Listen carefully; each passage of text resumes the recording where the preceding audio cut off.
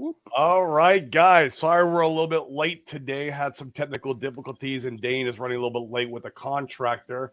But thank you so much, guys, for joining in. This is DeFi Crypto Alliance Show, where we're trying to do our best to bring real estate entrepreneurs and the crypto world together. Where we're going to use crypto as a wealth creation tool and use real estate as a wealth preservation tool. And today we got my good friend Chrispyman on today, who is deep in the crypto space, and we're going to talk about how we can use real estate as that wealth preservation when it comes time. So, and we got Chris on, who is from the group.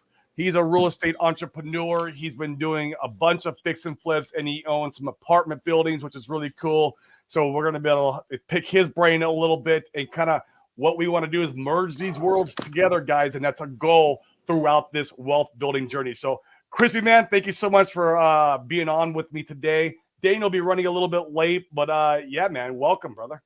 Hey, thanks, Corey. I appreciate it. Nice to meet you, Chris. You too. Looking forward to hearing about some real estate deals. I thought the reason that that Dane wasn't here is because he's off chasing the launch, right? Pulsechain launch. And he's doing it. Is that what he's doing? He's busy. Hey, contractor right now, so yeah, he's gonna hop on here in a second. All right. So hey, I'll throw this at you, and maybe you guys cue this up. So yeah, a lot of us are in crypto. A lot of us have been delaying gratification for a long time, and at some point, maybe this cycle, next cycle, ready to exit with some capital. So, if that's the plan, right? Some people want to stay, but if they're going to pull out, what do you do with it? Where do you put it? Right. So, I mean, ideally, real estate is going to be the optimal time, in my opinion. And let me see if I can pull this chart up, because this really drives it home. I feel like real estate will be at a bottoming when crypto is going to be at its next market cycle top. And so if we could time this just right, here it is. Let me know. So you're thinking end of 24, 25? Yeah, so let me share my screen. Oh, why can't this work? Window, entire tab. Just the seed phrases, man. Just put those up. That's it. Right. Let's see if this works. Can you see this? Yep. So right here, this is a great chart that shows home price / median income ratio.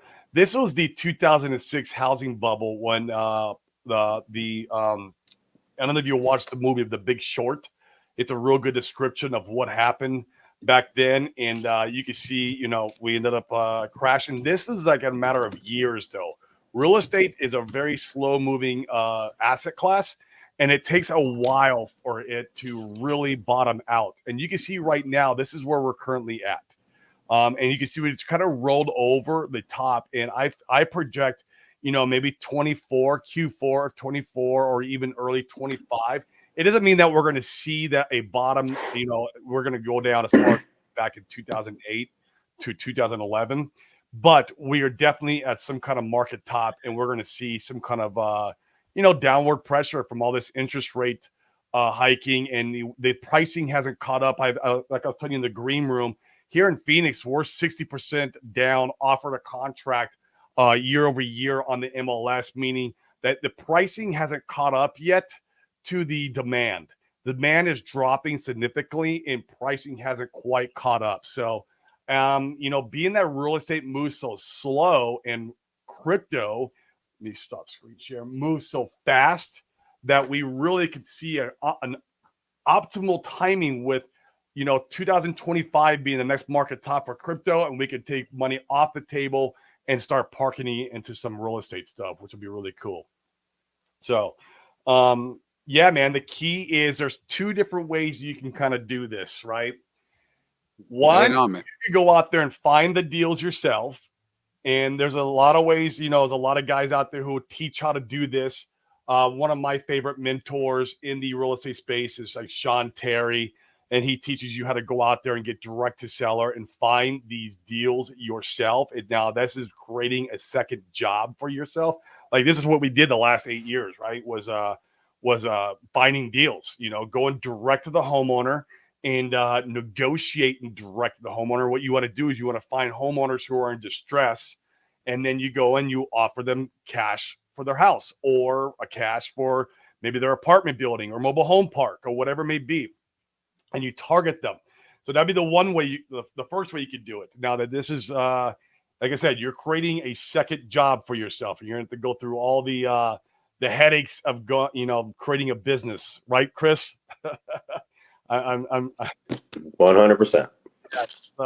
It's a whole nother animal now. Or you could find good high level operators to park your money with, and those guys are going to go out there and find the good deals. Those guys are going to go out there and basically do all the hard work for you, and then you could park your money with them in some kind of syndication or a raise if it's a security, right? And Chris, don't you have right now a raise that you're doing for an apartment building? Maybe touch on that a little bit and how that looks like. So, like, if say we fast forward, Chrispyman wanted to take some money off the table from the cryptocurrency market and roll into your apartment raise that you got going on right now. How would that look? Yeah, so it's pretty straightforward. Currently, we're syndicating deal by deal. So, Corey, you touched on a fund, right? So you have funds and you have straight syndications. A fund's just a big group of people raising money, and they can invest in a bunch of different things. We're syndicating strictly deal by deal. So we're actually on our second syndication right now. We've done a bunch right of there. That doesn't have to be a security, right? When you're syndicating deal by deal, does that have to go through the SEC or no? If it's a syndication, yes. It still has to go through the SEC if it's a syndication. Correct. Okay. Yeah. So when you get into that structure, it's a security. If you don't want to do that structure, you could always do a joint venture and other partnerships like that. But when you get, did we lose them? Ooh, hold on, someone just called me. Okay. Yeah. So the way it works really is we go out, we do all the hard work, right? We're the general partner. We're the main people. We go out and find the deal, do all the hard work. And then we bring in a bunch of limited partners like, Chrispyman and some other folks who are, doing well, and they just want to invest passively. Right. So what they do is they invest their money with us into the deal. Not only do they invest in us as the operator, they invest in the deal. And then you sit back and collect checks every single quarter on the deal. And then when we decide to sell it, refi, whatever that looks like year after year, we underwrite the deals. Year after year, we make a decision whether to keep, sell, refi. Either way, you have a capital event, and that's where you double up your money. And he gets all the tax benefits of owning real estate too. Isn't that correct? Correct. Yep. So you're an equity owner in the property. So you get the tax benefits. And over the next 4 years, next 4 years, we still have cost segregation going on. And break that down for him, because not everyone knows what cost segregation is. Yeah, I'm not familiar with that. What is cross segregation? So cost segregation. So a property, the way a property is depreciated is there's two different ones. There's 39 years for commercial, and then you have 27.5 years for everything under that. And that's year after year after year. It slowly depreciates, and you could take the tax benefits, right? That's how it's always been traditionally. When Trump came into office, he passed a bill called this cost segregation, where you could take all of the depreciation in year one. Okay. So you would go out, you would hire a company, a cost seg company. They would come out and they would do a full valuation of the property. And then they would come back to you and say, all right, here's your full depreciation, which for a couple of years was 100%, which was just phenomenal. I mean, we were getting like 60, 70% depreciation for our taxes. It was unbelievable. But starting this year, it went down to 80%. Next year, it goes down to 60. Next year, it goes down to 40, and so on. And then in 2027, it ends, unless some new administration comes in and decides to adjust it, fix it, keep it around, which would be amazing. So we have 24. We have the opportunity for that to happen. 80%. Right. Yeah, exactly. So this year it's 80%. It's still extremely high. And so we're on a mission just to get people to invest now so they can take advantage of the highest cost seg they can get their hands on. which is a big deal, right? For high earners, especially. I mean, that's all they're looking for is what do I buy to get these tax write-offs? Mm-hmm. And so apartments are one of the best things to purchase long term for sure.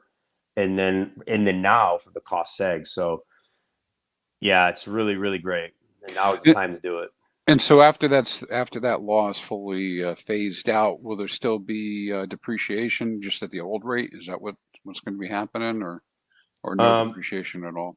There's pretty much going to be none after that because you're taking well, you're 20% of it.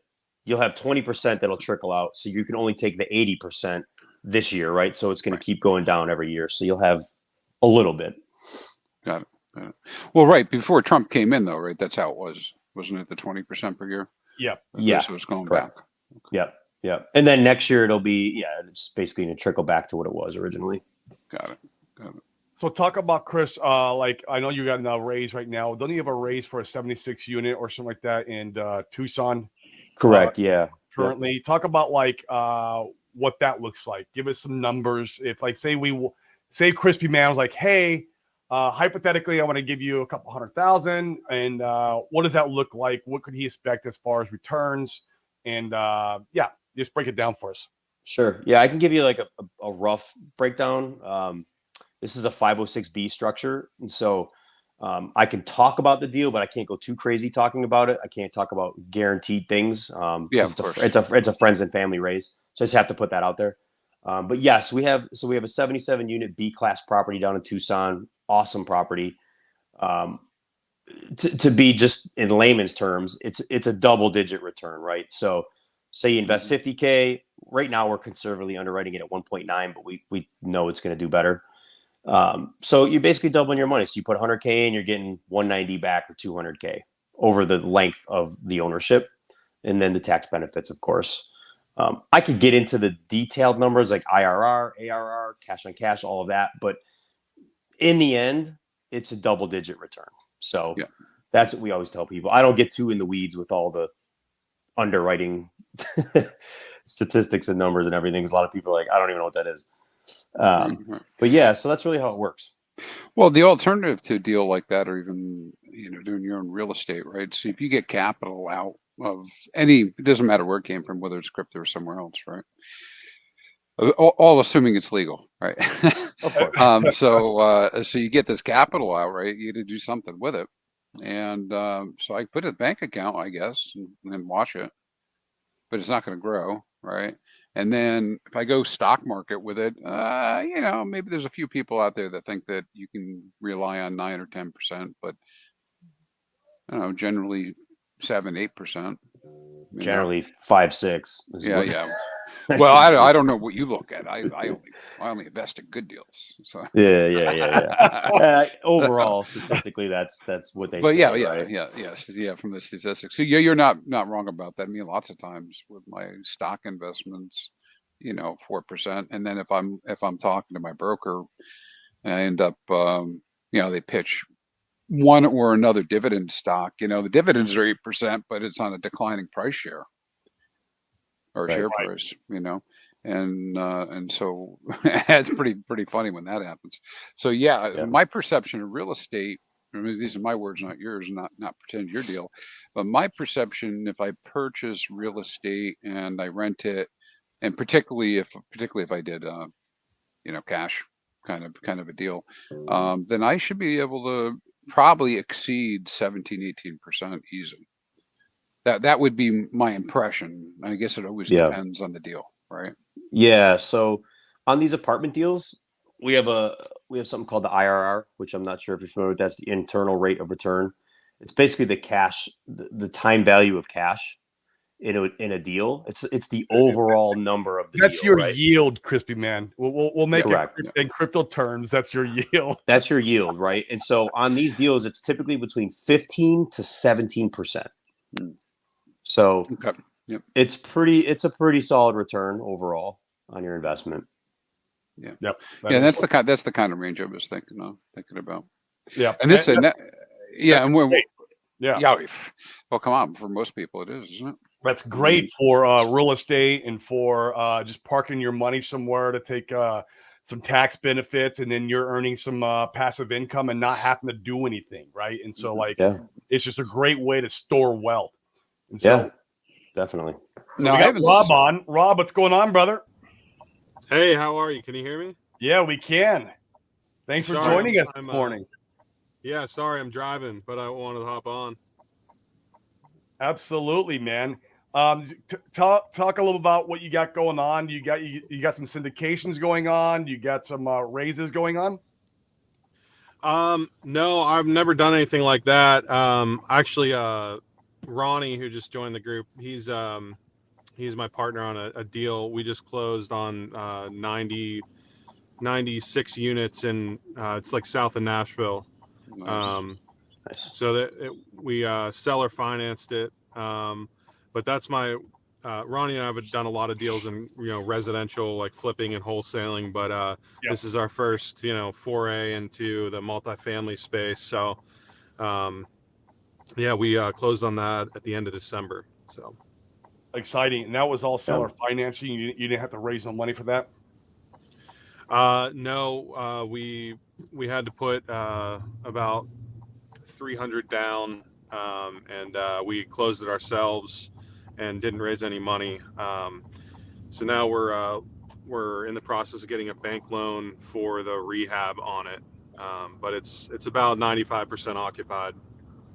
Oh wow, that's sweet. That's really good. Only 300 down.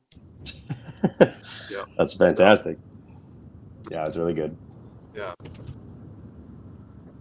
but that's what we're working on now. So just, I guess, sort of faking it till you make it kind of thing. We've never bought anything of this size. So yeah, that is totally it, man. And are you planning on continuing to go after bigger type deals like this, apartments, commercial?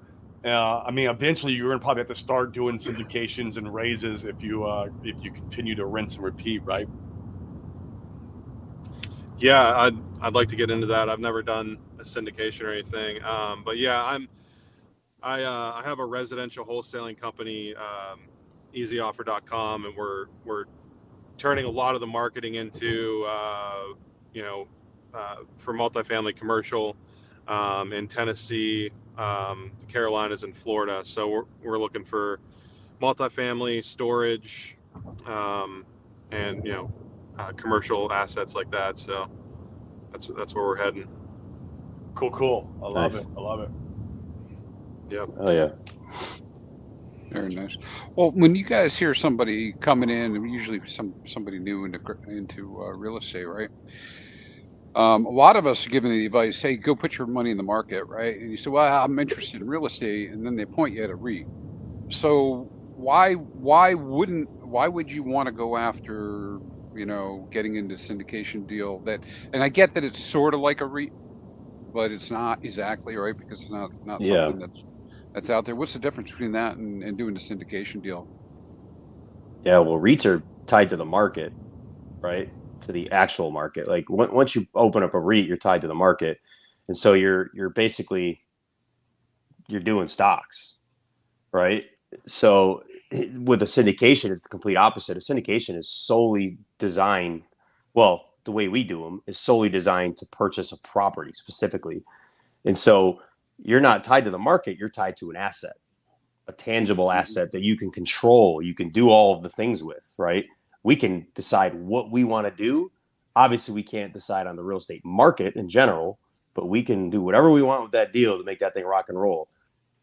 And with a REIT, you can't do that. Refinancing, the investor gets the benefits of that. If you go to sell the property and there's equity, the investor gets the benefits of that. A REIT just shares that you're buying on the market of a company, if I'm not mistaken. Of course. That's exactly what it is. And that's about 6-8% if you're lucky. And then there's no tax benefits there. It's actually works against you on a REIT. So they're good to get in and park some money. I don't say anything too bad about them. There's just better options, way better.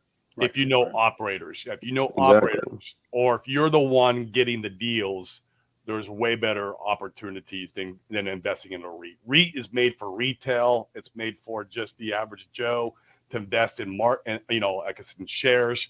There's no tax benefits. You're going to receive between 6 and 8%. Where like Chris was saying, he's on his deal, he's going to be getting about 17%. This deal is going to be about 15 and a half, but 15 and a half, that's good. Yeah. And again, fully conservatively underwritten for sure. That's the only way we do it.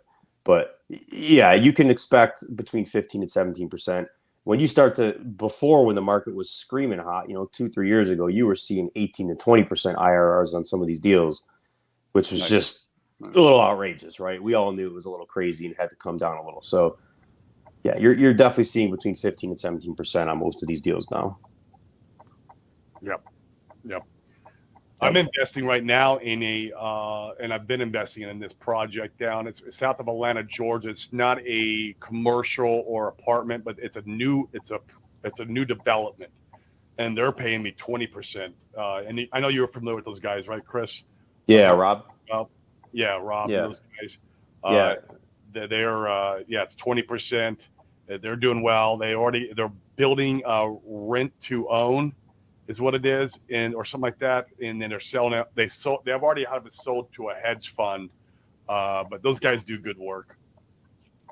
Yep, they do. He's another good group to be around. That deal's very specific that you're in, but most of what he does is 100K minimum investment, 12% return. That's just standard. Talk about that, because a lot of people probably in our audience are going to be like, okay, what do I need to invest? What does it look like to get in these kind of deals? Talk about that for a second. Yeah, I mean, first of all, you just got to know the right people. I mean, like REITs and all these other things, you could just go to an investment, person, broker, all those things, and they'll tell you about that stuff. But a lot of those guys don't have access to me, Rob, right? The other Rob that we're talking about, like the guys that are in the streets, like getting after it. Not doing these billion dollar deals, but doing million dollar deals, right? Yeah. And they're fantastic projects to invest in. So yeah, like with Rob's different. He has two different arms. He has his normal investment side where you just give him $100,000, $200,000, and he just puts it to work on different projects, and he just gives you a steady 12% return, which is fantastic. So it's like a loan. Yeah, it's like a private money loan, right? It's basically a private money loan. Right. You're basically a PML for him, and you're giving him money. And then this other deal, again, this one with the 20%, that's kind of not a one-off. I'm sure Rob will do multiple deals like that, but that's one of those deals like he's developing, right? So you're getting in for the lowest price you really can to build it. It's better than buying a value add a lot of the times. Hey, let me bother you guys to go back to that, because I think this is really interesting, and I think it'd be helpful to the audience. Talk about knowing somebody. So usually, right? You say, well, you got to know somebody. Everybody goes, I don't know anybody. But let's dig into that a little bit further, because I don't. So I've been able to watch this firsthand, right? Because one of my kids is doing real estate, and God help, maybe he'll beat me, right? And so here's the thing, though, right? He works it, and there's like incredibly stupid deals that you just wouldn't expect come up, like and. Anyways, I'd like to hear you guys talk about that, because it occurs to me that if somebody isn't out doing the work, trying to figure out where there's a deal, they don't come. And that's the whole thing about quote unquote knowing somebody. Either you got to be doing the work, or you got to know somebody who's doing the work. It's not something to be afraid of, Exactly. Oh yeah. Exactly.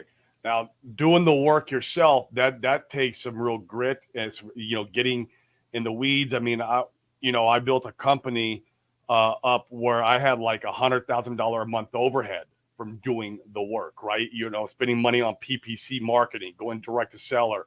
I had a team where I had a bunch of sales agents here in my office negotiating the deals from the seller on my behalf. And so it was a business that I scaled out, and so that way I could continue to wholesale, fix and flip.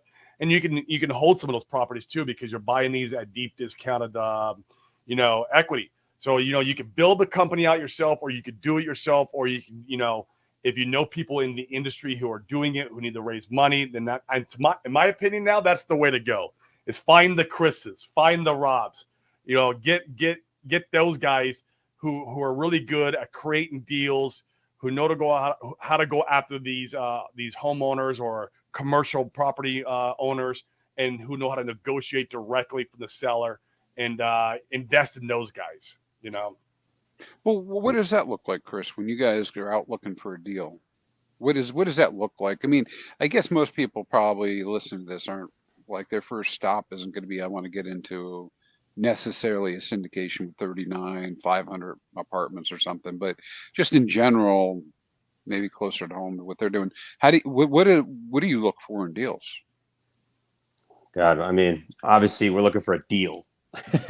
Yeah, we're looking for something under market, first of all. Me, I mean, Chris, Rob, and Corey, we're all in the same business. Our primary business is wholesaling, right? Fixing and flipping and finding off-market, deeply discounted properties. That's our goal, right? You're always looking for a deal. Everything's in the buy, right? Same with crypto, same with all the things. So it's all about the buy. Well, what's that saying? You make your money on the buy. Make your money on the buy. Yeah, it's all about the buy, for sure. So, and for someone who's just getting going, ultimately, like your son, I don't know what type of real estate he's in, but you got to just do your research and decide, look up all the types of different real estate there is, and just study a little bit of each one of them, and then decide, well, shit, this is probably a good fit for me, or this is probably a good fit. Like when I got into wholesaling 8 years ago, I was the guy came from a bartending background. Corey was in casinos. Like him and I were basically the same guy. Mm-hmm. And I was like, I found wholesaling randomly, and I'm like, okay, I could do real estate without a license, and I could get real grimy in the streets and do like guerrilla warfare stuff. I was like, this is what I'm into. I'm not the guy like the suit and tie realtor. That's just not who I am. And so I fell in love with that, right? And then over the years, I fell in love with more things. Now we're in apartments. So I think that's how you do it. You say, hey, I want to get into real estate. What kind of real estate? There's so many different avenues. You just got to decide. Oh, sure. Yeah. In my kid's case, he does multifamily and several family homes. So he's been doing that. But so what I've been exposed to, because I'm asking the question because I think it's interesting. I think other people will be interested in it too. Most people probably approach buying real estate as if they were the ones buying it for the first time for the house that they're going to live in, or the second time. As they get all emotionally involved with, I can't ask the price, this and that. But honestly, people go in, and once you get a little bit of more practice at it, you first off, to offer, usually this last market recently has been weird, but usually you're offering less than what they're asking, or you figure out pretty quick that what they're asking is probably pretty low when you make an offer pretty quick. But I've heard of, and I've seen some other people make some crazy deals, usually having to do with the seller being super motivated for some reason, whatever that motivation is, Yeah, that's what we're chasing, motivation. Yep. And you could target that motivation and find, there's lists you can pull. For example, you can go to a city and find out who is got liens on their property because maybe they didn't take care of the yard for the last 6 months, something to that nature. And you can pull that data directly from the county, find out who has those liens. That is a indicator of distress. So they should have probably some kind of motivation in their life. And you can call that homeowner and directly call that homeowner and ask them, how much they want for the property. You can do the same thing if they're homeowners in pre-foreclosure. Yep. If they got a foreclosure coming up, you could pull that data and you could call that homeowner direct and be like, hey, look, I see you're in foreclosure. I'll give you X, Y, and Z.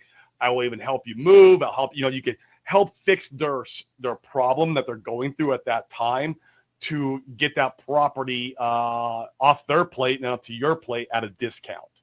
And so there's many different strategies of doing that. So, yeah. Rob, I don't know if you wanted to chime in on that a little bit. Yeah, it's funny. I started my wholesaling company in beginning of 2020. And in Nashville, especially, market just kept going up and up. But most of the deals I have done over the last couple years have not been motivated sellers for whatever reason. Tennessee's a little bit of a weird market, but most of the deals we have done, seller gives us a price and we're able to move it for over what they're asking. In the recent, and probably in the last 8 months or so since June. Well, I guess it's been almost a year now since we've seen a bit of a slowdown in the market. We're definitely seeing like a lot more motivation out there. But yeah, so it's within the last year, it's been sort of a different business for us. So Yep. Yep. Sweet. Sorry, guys, got lost on the phone. Someone calling me, kicking me Probably a off. homeowner, right? It actually was. It's from my website. Water heater. No, motivated seller, hopefully. Oh yeah. That type of hoping. water. Yeah. So what about people coming out of crypto? Some of them might have enough cash or capital coming out of crypto to make cash offers, cash or loans. What's if they're going after properties individually, that is, right? Not with the syndication. What do you think? Man, I would, depending how heavy they're coming out, I'd be doing all of it. Yeah, I know, I mean, I would. What do they say? 7 out of 10 most richest people in the world got truly rich from real estate over time, right? And so when you come out with that cash, I mean, you just want to start parking it. You really want to park it passively, unless you want to start going in full time doing real estate. Oh yeah. Which people don't.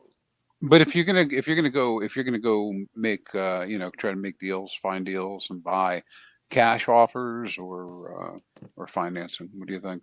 Oh, cash offers for sure. Yeah. Financing Cash offers, but if you're going to plan on stacking the portfolio, you're going to want to get leverage. You're going to want to get financing, whether you're getting seller financed, which Rob was talking about earlier, that deal he locked up, the seller is carrying the note. They're the bank. And so he's paying the seller off the note. And so you if you're going to build a portfolio, you do want to use leverage, because that's how you're able to build out a massive portfolio and make the most passive income. Right. Well, my thought was initially to try to come out with maybe 300K and find a deal. And then once I secured the deal, and assume it's gonna be a rental, right? Because I'm not wholesaling or anything, right? So I would turn that into fully occupied, and then go take money back from the bank, and get it financed or whatever I could, Yes. and then roll that forward with whatever I have left over for cash. Yeah. And in a market like we're up here, it's you can still find houses for around 300. Maybe sometimes a little bit less if they need a lot of work, but 300 after you're fixing them and everything, maybe 275. I guess it all depends on what's necessary. Yep. Yeah, you could do the burst strategy on that if you wanted. Buy, renovate, rent, refi, redo. I always forget exactly the flow, but yeah, the burst strategy. So you're just going in, buying a property as cheap as you can, ideally. Get the thing cleaned up, get a renter in there. 6 months later, pull a refi on it, right? And rent repeat. Yeah, exactly. Now, honestly, in this market, it's with the rates, it's terrible. I just refied a duplex and got 7.8% on it. Terrible, but it still covers the debt service, covers it. The rent coming in, I still make about $800 a month on that thing. So, obviously, you want to make sure that what you're buying, you want to crunch those numbers right up front with rates today. And potentially what they could be in 6 months, which we have no clue, right? But you want to underwrite it for today, maybe put a buffer in for an extra 0.5%, 25 bips or whatever. And make sure that when you buy that thing and you get it going, that rent, when you get that renter in there, that still covers the interest rate that you're going to refi into. And the goal is to make $400. Our goal, company-wise, is to make $400 profit on every single rental. That's our ultimate goal. Now we'll take haircuts on that. We'll make 300, 350, but that's where you want to be, because then you got your fund stacking up as well, in case things happen to it. The key, Chrispyman, is really knowing your numbers, right? When you're playing this game, always. Especially if you're going to be the operator, finding the deals, building your own portfolio out. Really knowing your numbers, diving in. What is the market doing? Where's it going? Where's it been? And that is the key. Unless you're wanting to find the high level operators to invest in, which for me now, moving forward, when I pull my money out in 2024 and 25, I'm going to be finding the Chris's. I'm going to be finding the Robs. You know, we have our group. We have a lot of real estate entrepreneurs in our group that I'll be just placing my money with them. You know, I'm like, Chris, you can get me 17%, bro, or even 15.5%. I'm good with that. Here, park it, give me my tax benefits, and let's move on, right? And that's really what I want to do for me moving forward now, instead of building out the infrastructure of going after those deals, because you really do have to build out a beast to find the deep discounted deals, and especially if you want to find a lot of them, right? If you really want to go after and build a massive portfolio. Right. Hey, well, hey, so Chris, let me ask you this, because you'll have a good answer for this, I'm sure. So I don't know you, just met you on stream, right? And so you're not my brother. Somebody wrote that. Somebody put that in the chat. Someone's like, "Is Chrispyman brother?" Hey, who knows? Stranger things happen. Hey. But here's the thing, right? So Corey's got tons of experience. He's able to judge, right? So, you know, because right, I mean, anytime you go into business with anybody, no matter what the deal is, because you're really talking about going to business, right? Whether it's a contract or however you got to structure stuff, right, with a deal. Mm-hmm. So you got to have enough knowledge to be able to do that. So what do people need to learn about first to be able to pick the right people to go with? What do they need to know? Yeah. Really, if you're starting to like learn about syndications or just investing in multifamily, again, it really comes back to starting to search online, right? Everything's there. Say, hey, I want to invest in an apartment complex. The second you type that in, all of the things are going to pop up. Syndications, joint ventures, all of that stuff should pop up. When you're looking into how a syndication works or structures, you want to find operators, right? That's a big one. You want to learn about guys like myself, and I can get on the phone with these people. This is what I do every day, every other day, as I'm talking, especially with this new deal we have. I'm just constantly talking to people and explaining what it is, what the process looks like. Right. And I think that's the best way. I mean, YouTube's got it all. You could find everything on YouTube, right? Just type in multifamily syndication, and you got endless videos explaining it. But until you know who the operator is and learn what they're all about, because listen, you're investing in the deal, right? For sure. You want a great property, but you're really investing in the operator. Yes. That's who you're investing. You're investing in our team to bring this deal to the finish line. It's not going to do it itself, right? The deal's not going to do it itself. It's us who's going to do it. And so you really want to be with a solid operator who understands what they're doing, who has plans to grow, vision of growing and getting better and better. I think that's the biggest thing for sure. And doing your due diligence on that operator, Chrispyman, to figure out what has he done in the past. It's very similar to like how Richard Hart, right? We love Richard Hart because he's got a track record. He's got a very successful track record with Hex. And so like I feel very confident in investing rather a large amount of money into Pulsechain. And that's one of the confidence that I get from Richard Hart, is that he does have that track record. It's just no different. And finding and picking a good real estate operator is, what has he done in the past? Where's he been? Where's he going? You know, what do the numbers look like on his previous deals that he's done? And really diving in. And, you know, there's enough research and due diligence you could do on these guys to really figure out if they're going to be the right fit for you. And I've invested in a lot of great guys. I've even invested with some guys who were kind of iffy.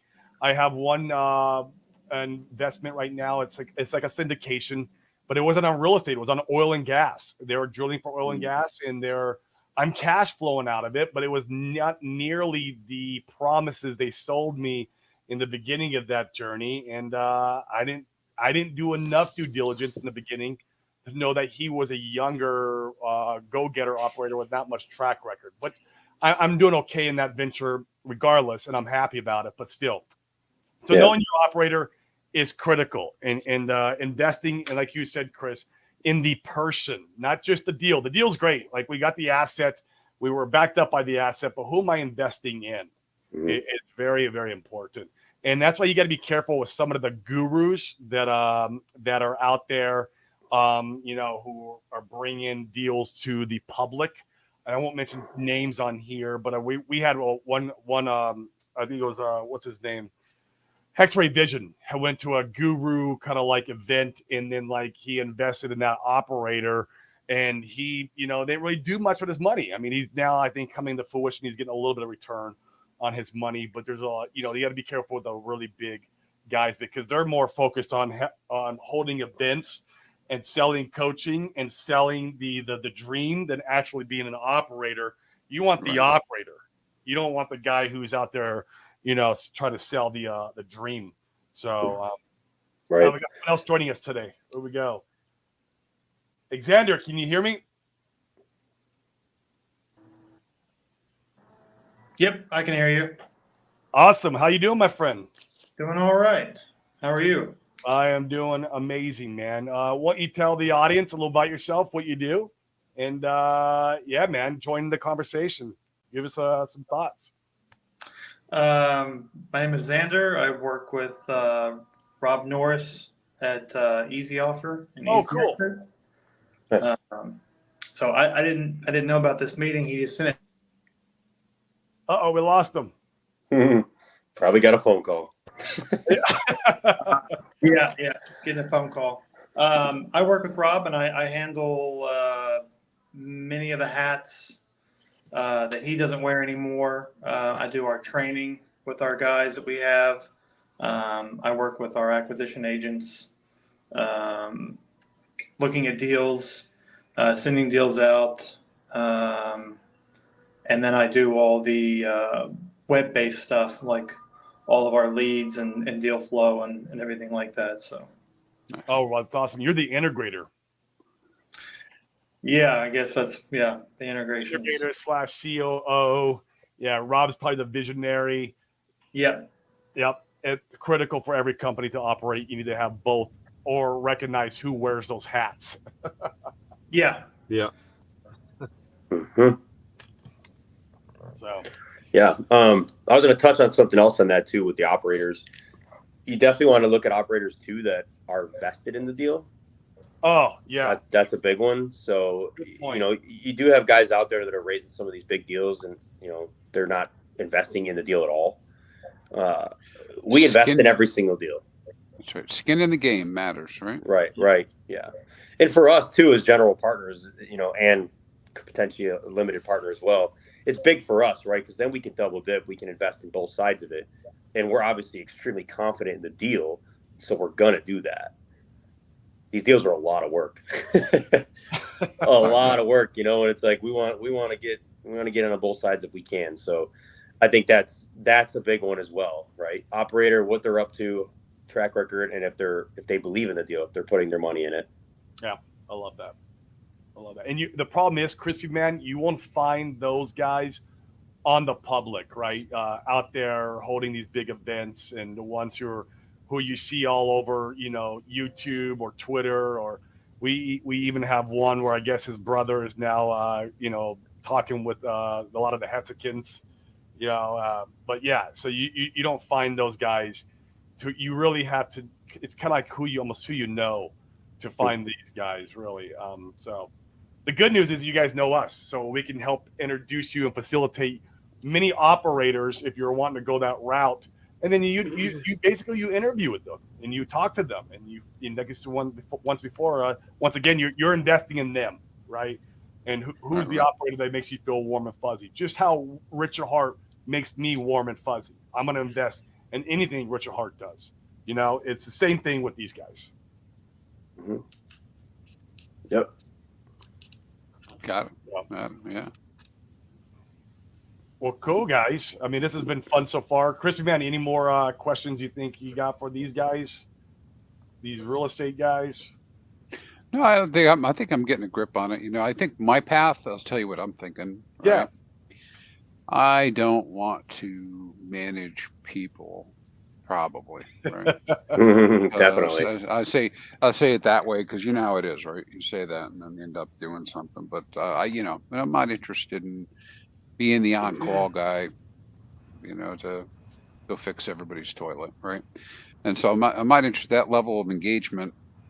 But I could see myself kind of going towards a deal and then trying to find somebody. Like you guys are calling them operators, Now, luckily, I have something like that in my own family a little bit, but I'd probably head in that kind of direction. And so then I just need to make sure I vet, like you're saying, right? Vet and do my own due diligence on the operator before I got into a deal.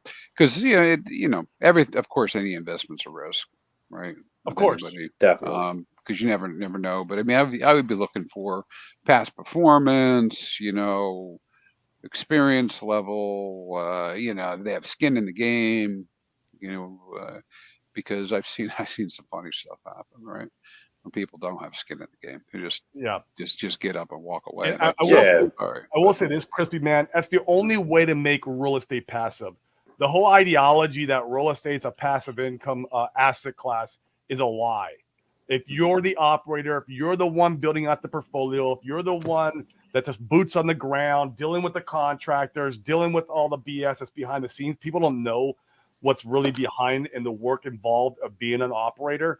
There's no such thing as passive income in real estate unless you're investing in that operator and you're just sitting back and you're truly the guy who's just collecting the checks by being by investing in a syndication or a fund or even a REIT, like you had said earlier. That is obviously a passive income play, but I think it's probably one of the worst options that you can get into when you're investing into real estate. So we got Dane. He made it on. I think he was dealing with the contractor, not being passive. Oh man, dealing with contractor, it always takes longer than anticipated. I'm sorry I'm late, guys. Not being passive in real estate. No, it is No. not. Mm-mm. Well, hey, the regressive. Maybe I don't know if that's the right way to say this. Hey, I'll regress towards why am I even talking about this with you guys, right? So clearly, I believe in crypto. Yes. Otherwise, we'd be here. As we do all here too. clearly, I believe in. Clearly, I believe the gains can be better there, subject to volatility and risk and all that stuff. But nobody, none of the people I have to pay bills to yet, except crypto. And so I've got to figure out how do I weather volatility in crypto while being 80% in crypto, 90% in crypto, which means I've got to have some sort of funds outside of crypto, at least to some level, right? I mean, I know there's some purists who scream up and down that it all should be in crypto, but again, I can't. I got to pay my tax bills. So how am I paying that? They're not taking crypto.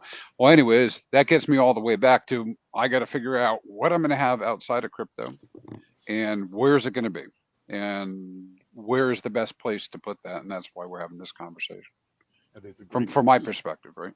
Yeah. Right.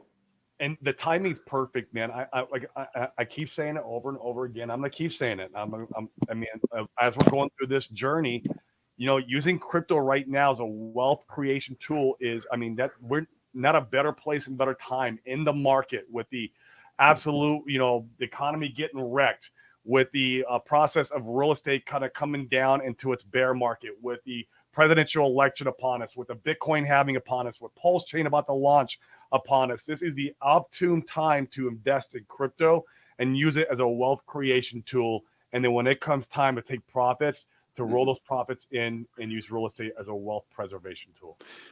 Yeah, I'm with you there, man. Mm-hmm. I just wish more people did that. I know a lot of people get wrecked a lot of times, and I just really wish more people would at least peel something off and do that. Because I think that unfortunately with the crypto mindset, right, it's very much casino like, and I've done it too. Where you all of a sudden, it's stupid money that you would have in your hand, you wouldn't tip somebody, but it's okay if you just go throw it away on something that's not going to work, right? Right. I've got $1,000 in my wallet, so let me throw $250 at anti-Pepe coin or something, Pepe's little coin. brother or something. Yeah, whatever, right? I mean, it's just so easy for us to do that, but if people had a plan on how to patriate some of this money, some of this capital, and get it invested in something that's going to last for them long term, I think it's a good thing. It's critical, and you should, and like you said, have a plan, write it out, strategize, and on paper. Start thinking about, you got to think about the future, what you're going to do, not just treat crypto like a casino and hope for the 10,000. Well, then what's next? What's next? What's next after you're 10,000x? What happens if it only happens 100x happens? You need to have strategies and plans for everything. So Yeah. Yep. And I'll tell you, passively investing in real estate, specific types of real estate, is just the best way. And then and if that operator, like what we're going to try to do is do what's called the refi and roll strategy, where you buy a deal, you rock that thing out, you get it stabilized, and then when you decide to refinance it, or when you're coming up on potentially refinancing it, we're actively looking for another deal, right? We got the team just going crazy talking to brokers, because we want to turn around and refi that deal, do a cash out, and then try to roll out that cash out, all those funds, right into the next deal. And so someone who, that's a tax-free rollover, right? Mm-hmm. And if we can accomplish it, that's massive, because, say you put that 100,000 in, we do that cash out refi, you're getting back 190 grand. If you want to hang out with us and stay in the next deal and just stay on the journey, then you're putting 190 grand into that deal, not 100, right? And so every deal, you just keep trickling. The next thing you double. Next thing you know, you're putting $1 million into the next deal, after 10 years. And you're just rocking and rolling. You're just passively just sitting there. Next time, Bitcoin decides to do the next halving or the next thing, right? You're already making 30 grand a month. It's not a big deal. You're not sitting around betting on that, hoping it's the big payoff, right? You're already doing well. So yeah, if we can do the refi and roll strategy, that is our ultimate goal. It's tough to time, right? 1031s and all of that are just, they're a pain in the ass, but 1031, guys, by the way, is when you're rolling money out of one real estate deal into another, and that's a tax-free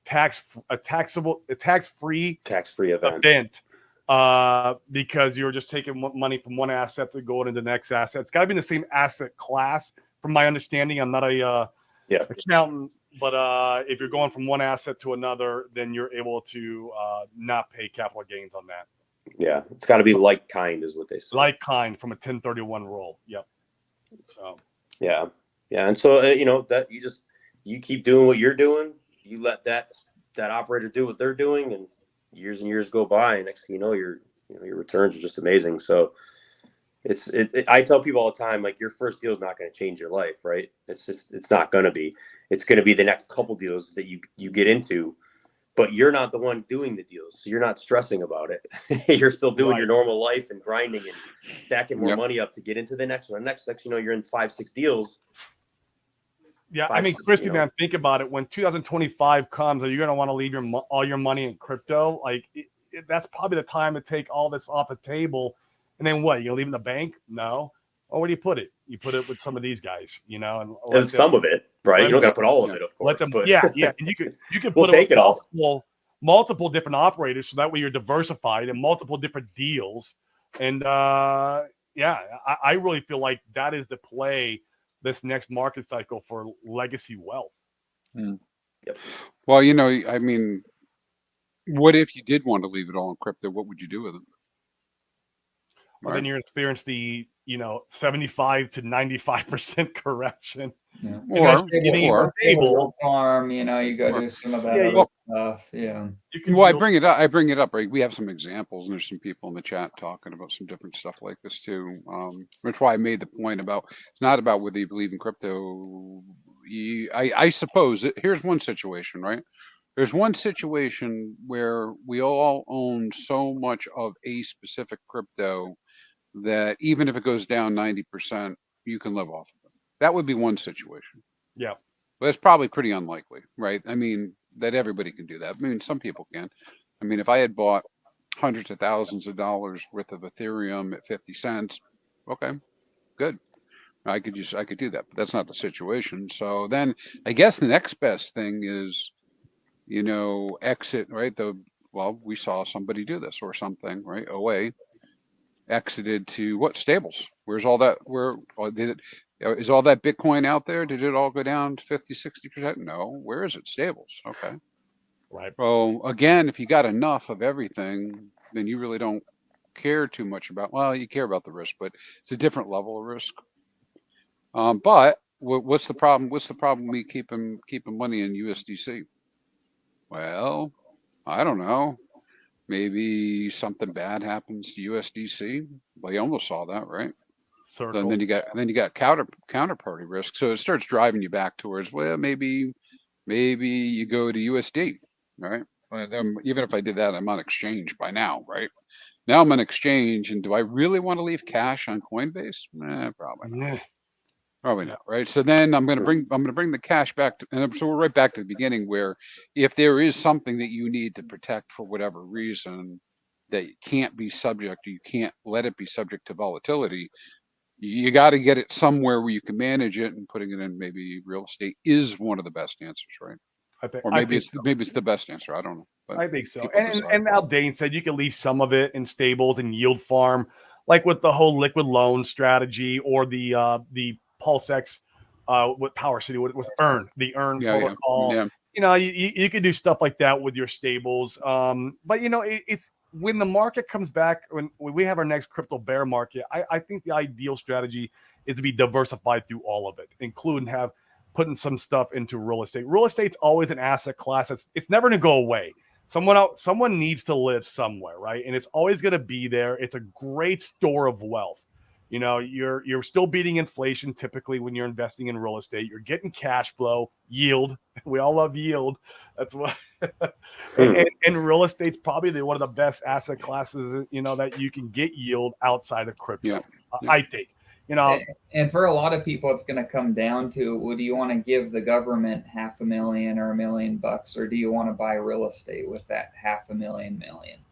Like that's what's going to come down to for a lot of people. Would you rather buy assets for yourself, or would you rather give your money away to the government? And so you've got to make a determination there on how you want to do that and what you want to do. And I know the answer for me. So yeah, I know. I think I understand what you're saying, but can you drive a little bit further into that? Because I think this is what I hear what I hear you saying. Assuming I'm not worried about year-end deadlines at the moment, but I'm hearing you say if I can pull the capital out of crypto, and I make the decision to go into real estate, and the buy gets done within the time frame, I then have tax savings that I can take just from depreciation in the same year. Yeah, and I'll give you an example from my own life. And of course, you know, anybody watching, we're not CPAs. This isn't financial advice. We're just dudes on the internet. Yeah, go talk to your own CPA, do your own due diligence. Just because I've done these things or anybody on this show has done certain things doesn't mean it's the best thing for you. But for me, and I imagine just about all these guys on the show, it's pretty common that you get halfway through the year or near the end of the year. And, you know, let's say just for easy math's sake, I made $1 million.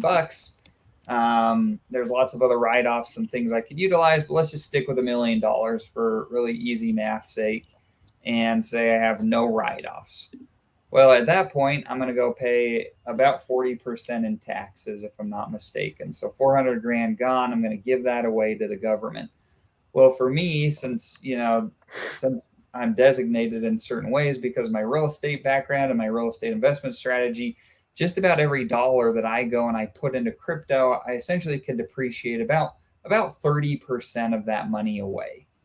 And so the math works out where if I had $1 million, you know, and I was going to be taxed $400,000, well, I could go and I could, you know, I essentially need to buy 3 times what my taxable burden is for me. Now, once again, you got to talk to your CPA because it's a little bit different for everybody.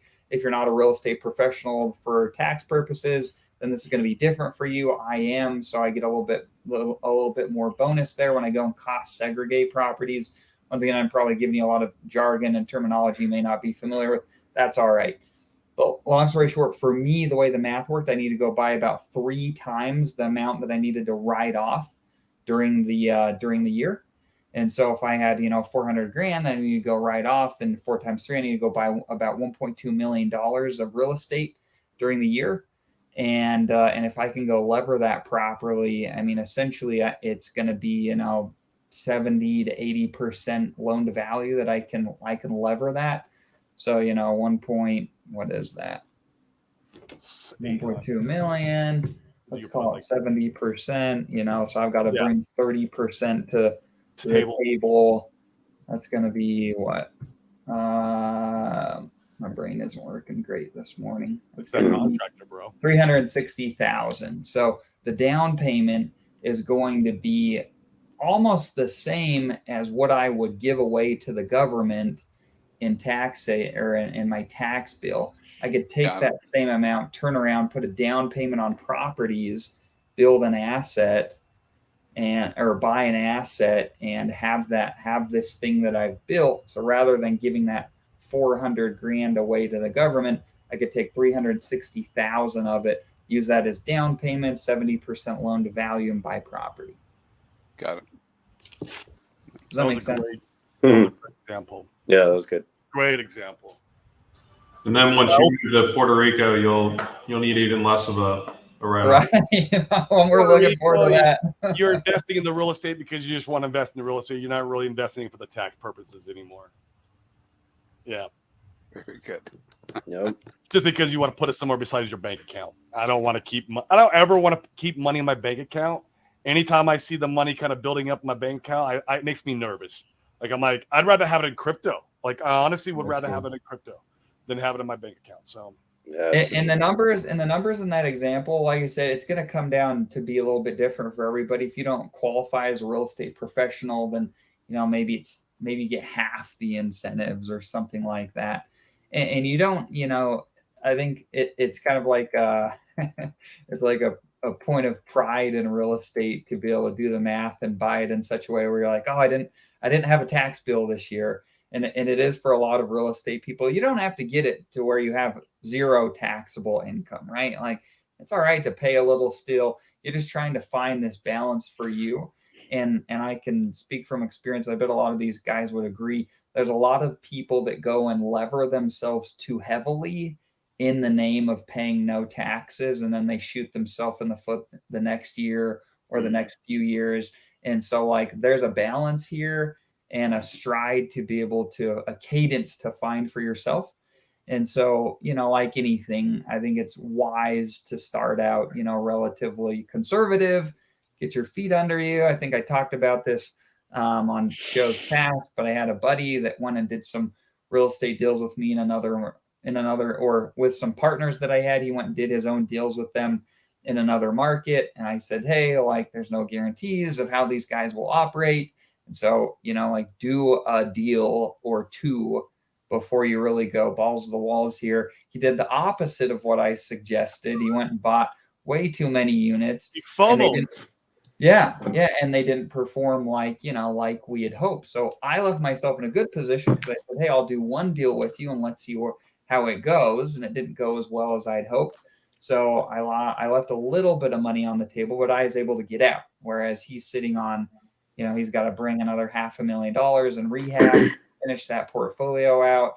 They don't want to buy him out because it needs a ton of work still. And I'm like, you left yourself vulnerable. So there's a balance to everything. Got it. Mm-hmm. Again, the operator. Yeah, operator is everything. I'm hoping to have this problem. We all do. And you guys probably already talked about it a little bit on this show, but I know that we've talked a number of times here where we think there's a decent chance that as crypto is topping out, real estate may be bottoming. One contrarian view, I was talking to one of my other buddies the other day, and his opinion, and I love your guys' insights on this, his opinion was that, as soon as the government's, the Fed starts dropping the federal funds rate, that we theoretically may see cheaper interest rates across the board in real estate. The demand seems really strong right now, at least in my market and other markets that I've talked with people at. Demand seems to be picking up here in the spring. Now, there's certainly some outliers like office building and things of that nature. They operate a little bit differently. But he's like, Dane, I think real estate's really bullish right now because if federal funds rate comes down, I think interest rates on real estate come down and we're back off to the races, kind of like we were a few years ago with demand high, interest rates going down, and we might see another like blow off top, if you will, in real estate over the next couple of years. Love your guys' insights on that. I don't think he's taking into account the crash that happens every time after the Fed pivots. If you look at every single time historically when the Fed pivots, the whole economy comes to a screeching halt and crashes. People lose their jobs. just in general, the S&P 500 makes its all-time low again, and that happens after the Fed pivots. And so that's when we really see max pain. We're not seeing anything close to that in real estate. Nothing is even caught up yet. So a lot of people are still thinking real estate is bullish, and maybe it is for the time being. But I don't foresee that. And that's why real estate's always a lagging indicator. And that's why I think it's 24, 25. We really see when the pain's going to be here in real estate. And so that's my opinion, is that he's just not factoring in that after every single time the Fed makes a pivot, that's when we see max pain. And we're not even close to that yet. Yeah. And, another thing too is inventory is low, like everywhere. It might seem like it's high. You might still see like 20,000 listings, 15,000 listings like in Phoenix, but half of those aren't affordable, right? So they're just chilling. They're not doing anything. Right. It's still, inventory is a big deal. And so here in Phoenix, I know, Corey, I don't know if you've been paying attention. Like, I know you're doing a little bit less real estate here, but I'm hearing about bidding wars. I'm hearing about people still having bidding wars. Yeah, like I'm hearing these things, right? And so it's picked back up. I think people have just been like, well, rates are 7.5%. It is what it is. If I'm buying a house, I'm buying a house. It's not going to be the house I wanted, but I'm buying a house. Employment's still on an all-time low. The economy is still rolling, as on as normal. There's still a lot of liquidity in the market from the last money printing. The Fed has not sucked out all the liquidity that they want to suck out. They haven't offset the balance sheet the way they want to yet. It's not there yet, not even close. And so they're going to keep working on doing that, Do you think they're going to be able to suck enough of it out to really, for the rest of us? I think they're going to raise the debt ceiling, and they're going to make other adjustments to try to make an excuse for what they do, right? Just kick the can down the road some more, yeah. It's all they do, man, and they just want to wreck us some more, right? And that's how they suck away our wealth slowly. It's crypto's the one place that we can put our money that doesn't happen. That's why I love crypto. But it'll be interesting to see, and I could be totally wrong, man. But I mean, I was showing this chart, and this is before you hopped on, Dane. I'll show it one more time, just so you. Because I think historically, once the Fed pivots, the economy pulls back. But historically, I don't think real estate is impacted very heavily. This 2008, deal is an outlier, and so that's where I'm like, I'm hopeful. I would love to see a nice big real estate pullback when crypto's topping out. It'd be the trade of a lifetime. Yeah. You can see this chart, right? Yep. Yeah. This is the 2006 housing bubble. This is where we're at right now. Nothing goes up forever. I don't care what it is. And now I'm not saying we got to do this. I'm not. But there's going to be something. Mm-hmm. So, we'll see. It'll be interesting to see. It's going to be interesting, yeah. I think it could be. I think it's spell opportunity for us crypto guys, though. I really do. If we play our cards right, this could be the play of a lifetime. Well, and even if real estate doesn't pull back, like let's say that it just continues an upward trajectory for the next 5 years, the gains that we theoretically could see in crypto compared to the small amount of appreciation that we could see comparatively in real estate over the next couple of years is still the trade of a lifetime. If your goal is to get into real estate, to have that as part of your wealth creation or your wealth preservation plan. And man, now they're out there, but almost every wealthy person I know has some real estate in some respect. Yeah, because that's how they preserve their wealth. Yep, exactly. They park their money there. Yeah, it's a great way to do it. I'm going to be looking for all the Chris and Robs in the world when it comes my time. I don't want to be the operator, and I've made that very clear. I've done the operator. I've dabbled with that. I don't ever want to do it again. I want to find the Chris's and Robs. Yes. Mm-hmm. And they earn their share of the pie by being the operator. They earn that money. Yep. Agreed. It's work. Well, cool. I came a little late. Is that a good place to wrap it up? I don't want to cut things off. You guys are rolling. Man, I just want to make sure that we've kind of covered everything with you. Is there any other burning questions that you might have for us or these guys here, these gentlemen? Yeah, man, this has been awesome. No, I don't have anything yet. We'll have you back on again.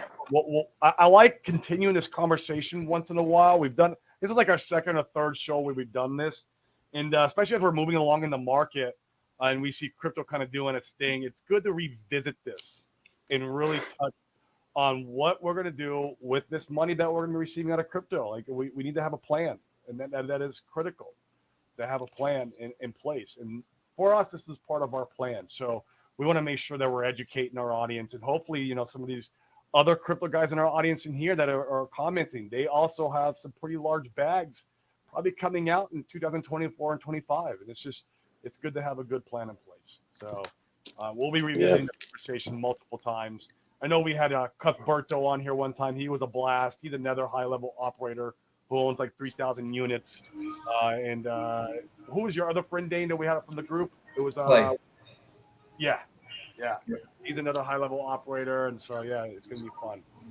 Yeah, definitely. Yeah, and if anybody wants to connect with me outside of this, obviously I know there's a lot of guys in the Discord or the Telegram and all of that. If they ever want to connect outside of this, hit me up, shoot me a message. Do you have a Twitter, Chris? Because a lot of these guys are Twitter focused, right? Oh, they're crypto guys. So if you want them to connect with you, Twitter or Telegram would be the best.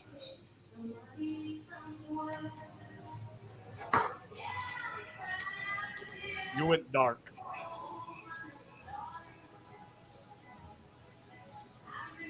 And while he's finding his stuff, Rob or Xander, if you guys want to, feel free to shout out your contact info if you want to share that. If not, that's fine as well. Feel free to do so. Yeah, I'll put it on here. Yeah, I'll throw mine in the comments here. Perfect. Yeah, feel free to share, whether it be email, it doesn't necessarily have to be Twitter, but if it's email or a different social platform, feel free to post those in the comments. And you guys, we do our best to bring value to the crypto community, to our real estate guys in general. Feel free to reach out to these guys. It's an opportunity to network, all that type of stuff. Yep. And Chrispyman, do you want to go ahead and shill where everyone can find you? And even shill Hexfire.io, man, which is I think my favorite site. I know it's my favorite site. Oh, it is fire. So if you're so you can head over to hexfire.io, which is it's a data site for Hex and soon to be Pulse. Once we get rolling, you can contact me there or here on YouTube at hexfire.io on YouTube, and also Twitter, hexfire.io. Excellent. Hold on one second. Let me just put these. Those posted in the private chat. Let me put them in the public so that everybody can see them. Let me grab this one really quick. Cool. All right. The only reason I'm even on Twitter is because of you guys. So I'm not on there. And YouTube. That's where crypto lives. Yeah. I'm learning. Yep. So I just posted everybody's ats or emails that we've got here in the chat. Feel free to reach out to those guys. And let me grab this one too really quick. Otherwise, we appreciate everybody being on. This is a good place to kind of sign off. This was fun. Good stream. Thanks. Revisit, as we're moving along. It's been a blast. So. Thanks, guys. Appreciate it. Yeah. Good to meet all you guys. See you guys. See ya. See you later.